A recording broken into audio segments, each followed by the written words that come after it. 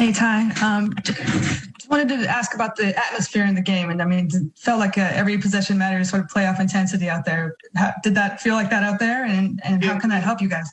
Yeah, it did. And it was good for us, to just have to execute down the stretch and try to get stops down the stretch when we needed it. And for the most part, I thought we did a decent job, so I got to look at the tape and just, see overall. But, for the most part, I thought we, stayed engaged and, tried to make the right plays.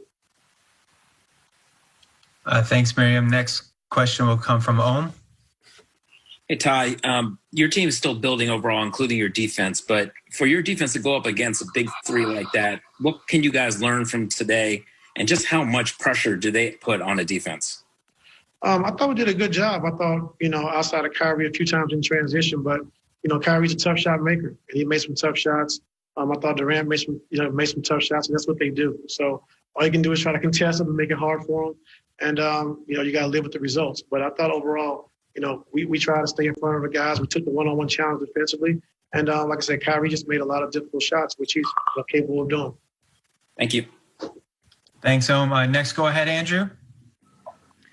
Ty, obviously this year PG's been at his best when he's being aggressive, getting to the hole. Had one free throw attempt tonight. Obviously he was talking to the officials quite a bit. Do you feel like not getting calls kind of took him out of his rhythm early in that, I guess, first three quarters, really?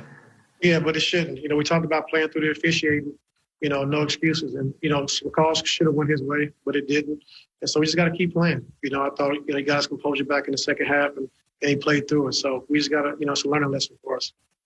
And then to close that first half, Paul wasn't in there the last 4 minutes or so. I mean, the run that they started was happening before that, but why do you want to keep him out for that last 4.5 minutes or so? Because of his minutes, and then also because he had 2 fouls, so I didn't want to bring him back at 3 minutes and get a third foul because we know defensively we're going to need him. So, we didn't get hurt by it as much as, it looks, but, his minutes, minute-wise, and then also just him having 2 fouls. We usually bring him back at the 3-minute mark, but it wasn't worth, getting that third foul, especially, the way this team draws fouls with James and Kyrie and KD. Yeah, thank you. Hey, Clippers fall in Brooklyn, but Kawhi Leonard, the claw, his usual crap. In the regular season, but this one did. And, the stars showed out, and that's why these guys are superstars. Is games like this, they raise their level. My prevailing thought is this. You've now seen the Nets. You've seen these three guys that went off in the fourth quarter. Now you have the film to watch. And how are you going to deal with them next time you see them? But Kyrie Irving was unbelievable tonight. What a game. And I wouldn't be surprised if we saw these two teams in the finals, to be honest. Yeah, I don't know if my heart can take a 7-game series between these guys in the finals, but that certainly would be fun. As you guys mentioned, of course, the stars were big tonight. This one kind of came down to who made the critical plays in crunch time, and tonight turned out it was the Nets because they were big in that fourth quarter. Well, I mean, just the pressure that the Brooklyn Nets played with was amazing. I mean, they actually played better defense than I think. And so that means to me, Don, it's all about the heart for the Brooklyn Nets on their defensive prowess. They found a way to lock down on certain players.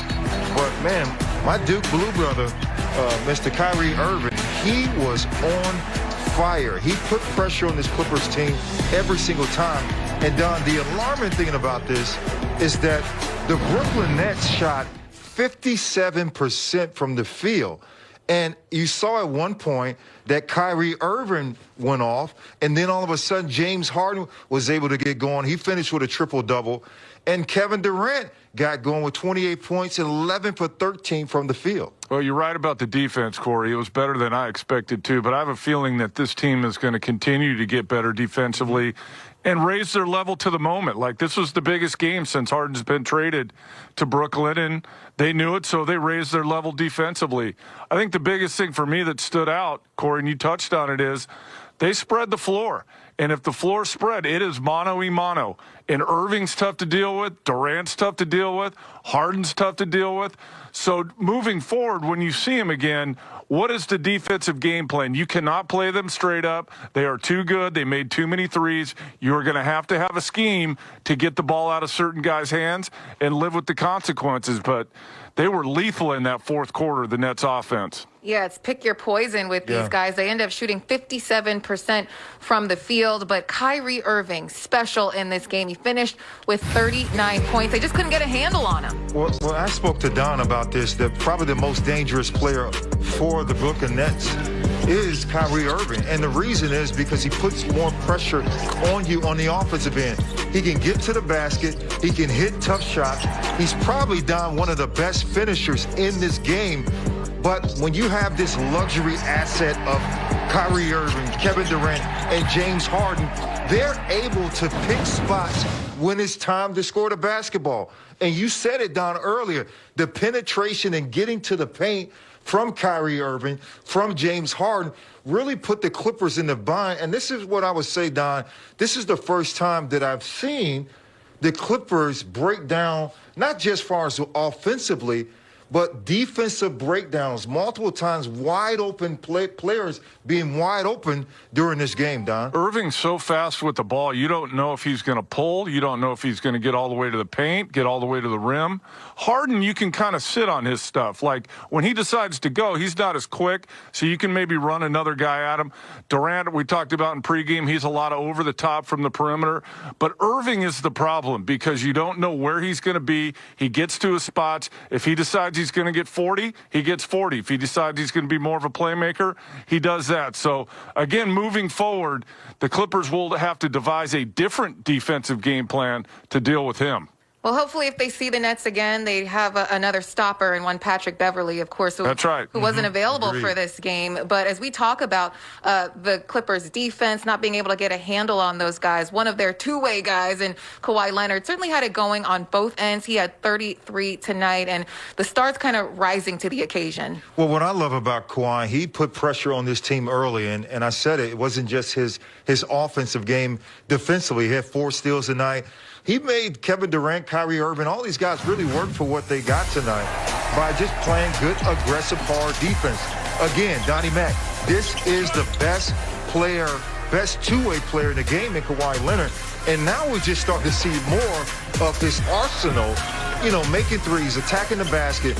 He does it all for this Clippers team, Donnie Mack. Not worried about the Clippers offense. Not surprised Kawhi went off tonight. He was 12 for 24, PG 11 for 24.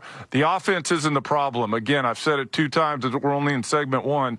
A different defensive look for these guys, for the Brooklyn Nets. You can't play them straight up like you played them tonight. They beat you offensively. Not worried about it. Well, yeah, that was our CarMax highlight of the game as we'll continue to break down tonight's loss for the Clippers in Brooklyn. Snapped a short winning streak they had going. We'll hear reaction from the team and more from Don and Corey next. Clippers Live is presented by Nissan. Choose Nissan today. For great offers on our most exciting lineup ever, shop Nissan USA. The Clippers don't get the W, but I think we might want to keep the new nickname for Nicholas Batum. No. Christina Pink, please. Mr. Glue. Look, he had 21 points on 7 for 10. I think it might stick now, Don. No. What, that guy was unavailable, so we went with Mr. Glue? What are we